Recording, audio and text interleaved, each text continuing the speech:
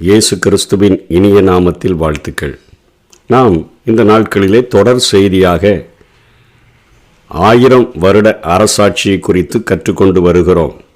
7 பகுதிகளாக பிரித்து வேதத்தில் ஆங்காங்கே எழுதப்பட்ட சத்தியங்களை ஒன்று சேர்த்து ஆராய்ந்து வருகிறோம்.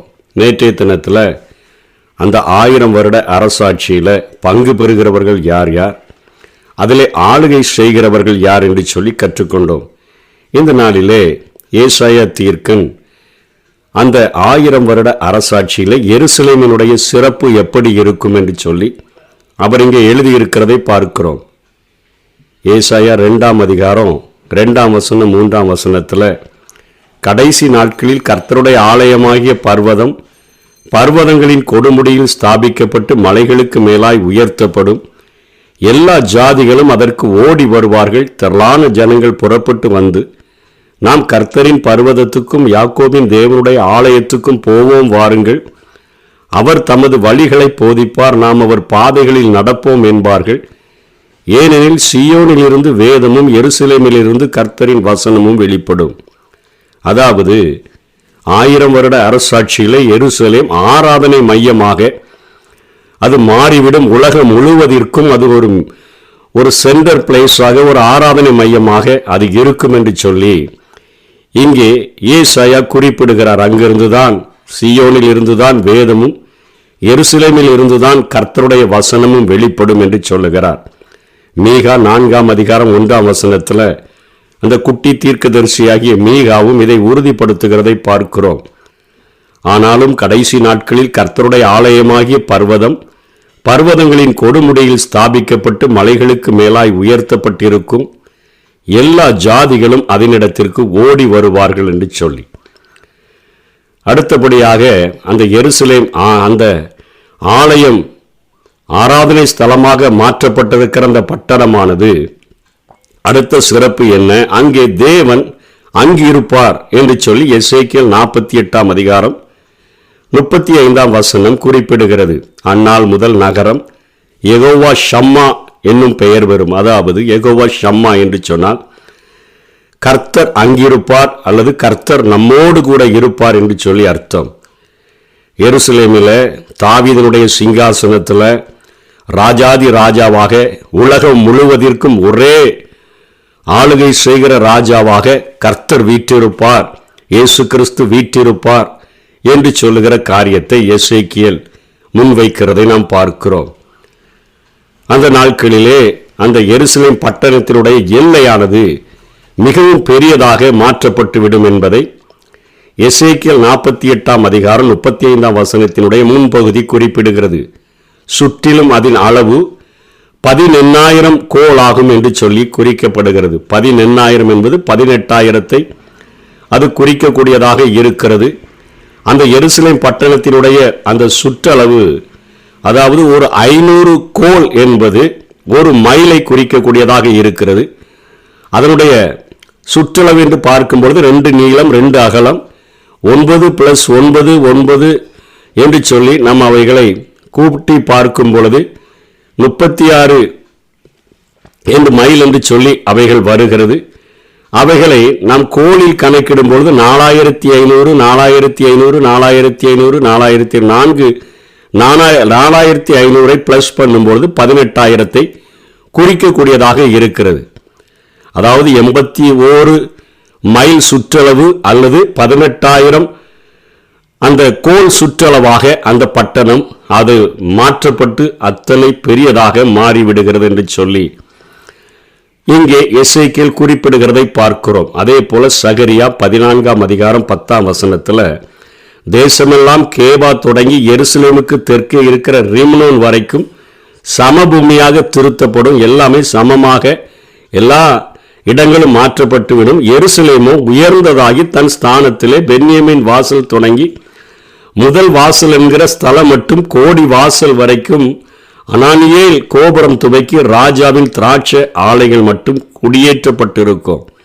அந்த நாட்களில் மற்ற பட்டணங்கள் எல்லாம் சமமாக்கப்பட்டு அவைகள் சீர்திருத்தப்பட்டிருக்கும். எருசலேம் பட்டணம் மாத்திரம் எல்லாரும் காணும்படியாக அது உயர்ந்திருக்கும். ஏனென்று சொன்னால் அங்கே இருந்துதான், சீயோனில் இருந்துதான் வேதமும், எருசலேமில் இருந்துதான் கர்த்தருடைய வசனமும் புறப்படும். அங்கே தேவன் அவர் சிங்காசனத்தில் வீற்றிருக்கிறபடியினால அது உயர்த்தப்பட்டதாக இருக்கும் என்று சொல்லி இங்கே சகரியாவும் குறிப்பிடுகிறதை பார்க்கிறோம். மீண்டுமாக மிகவும் சிறப்பான ஒரு தேவாலயமும் அங்கே இருக்கும் என்று சொல்லி ஏசாயா குறிப்பிடுகிறார். 2ஆம் அதிகாரம் 3ஆம் வசனத்தில், திரளான ஜனங்கள் புறப்பட்டு வந்து நம் கர்த்தரின் பர்வதத்துக்கும் யாக்கோபின் தேவனுடைய ஆலயத்துக்கும் போவோம். அந்த எருசலேமில் ஒரு மிகப்பெரிய ஆலயம் இருக்கும். அவர் தமது வழிகளை நமக்கு போதிப்பார், நாம் அவர் பாதைகளில் நடப்போம் என்பார்கள்.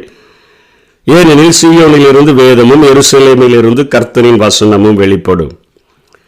அப்படியாக கர்த்தருடைய ஆலயமானது ஒரு மகிமை பொருந்திய ஒரு ஆலயமாக, ஒரு அலங்கரிக்கப்பட்ட ஒரு ஆலயமாக எருசலேமில் ஒரு தலை சிறந்த ஒரு ஆலயம் இருக்கும் என்று சொல்லி ஏசாயா குறிப்பிடுகிறார்.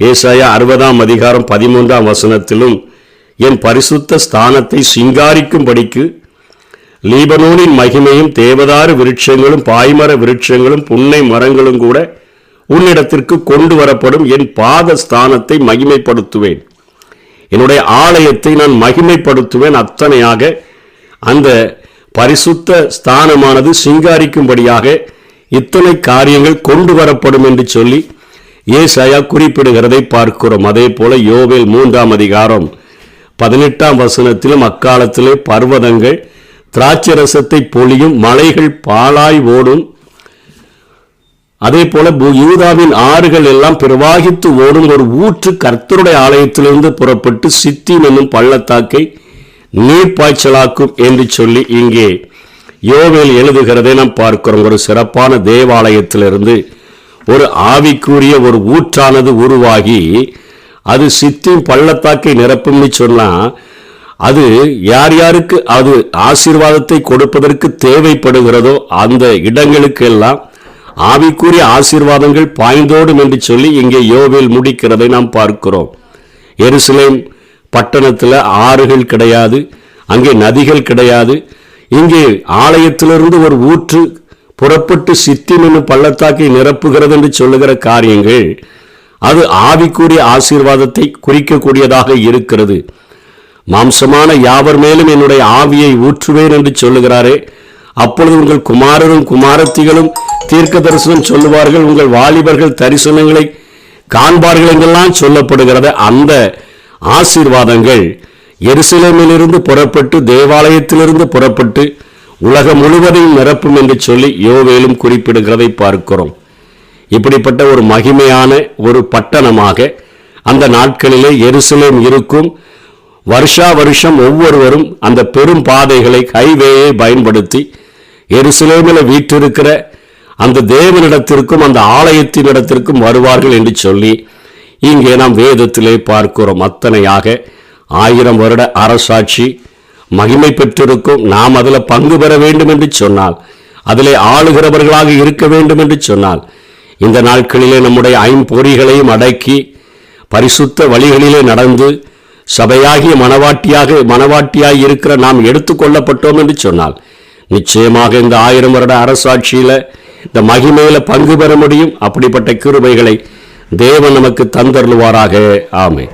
எருசலேம் நகரம் மலைகளால் எப்போதும் சூழ்ந்து இருப்பது போல், எருசலேம் நகரம் மலைகளால் எப்போதும் சூழ்ந்து இருப்பது போல், இப்போதும் எப்போதும் கர்த்தர் நம்மை சூழ்ந்து சூழ்ந்து காத்திடுவார்.